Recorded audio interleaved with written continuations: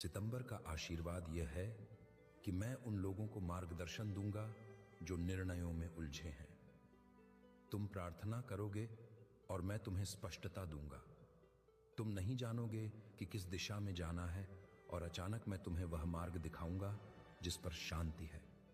जब तुम मेरी आत्मा की अगुवाई में चलोगे तो तुम ठोकर नहीं खाओगे।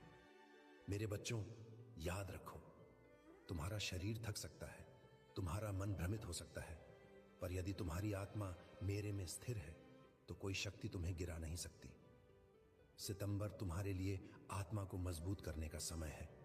अपनी आत्मा को वचन से भर दो, अपने मन को प्रार्थना से नया करो, अपने हृदय को धन्यवाद से गहरा करो। यही तुम्हारी शक्ति का स्रोत है। मैं तुम्हें चेतावनी देता हूं, मत सोचो कि पाप छोटा या बड़ा होता है। हर पाप आत्मा को अंधकार की ओर खींचता है। इस महीने सावधान रहो कि तुम किस पर ध्यान दे रहे हो, किसके साथ चल रहे हो और किसे अपने जीवन में स्थान दे रहे हो।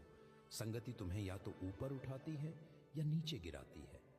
यदि तुम पापियों की संगति में रहोगे तो धीरे धीरे तुम भी गिरोगे, पर यदि तुम धर्मियों की संगति में रहोगे तो तुम्हारा विश्वास और बढ़ेगा। सितंबर का आशीर्वाद यह है कि मैं तुम्हें गवाही दूंगा।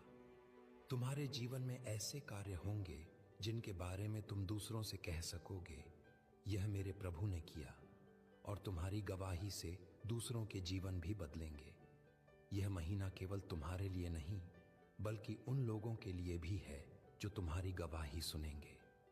मेरे प्यारे बच्चों, मैं चाहता हूं कि तुम समझो, मैंने तुम्हें कभी ना छोड़ा है, ना छोड़ूंगा। जब तुम गिरे थे तब भी मैं तुम्हारे साथ था। जब तुमने हार मानी तब भी मैंने तुम्हें थामा।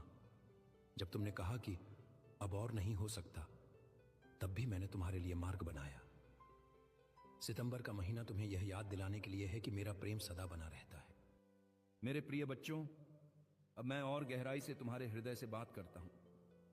सितंबर का यह महीना तुम्हारे लिए आत्मा और शरीर दोनों का संतुलन सीखने का है।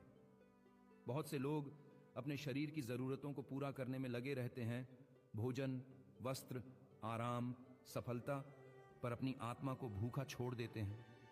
और जब आत्मा भूखी होती है तो जीवन में चाहे कितनी भी संपत्ति हो, अंदर खालीपन बना रहता है।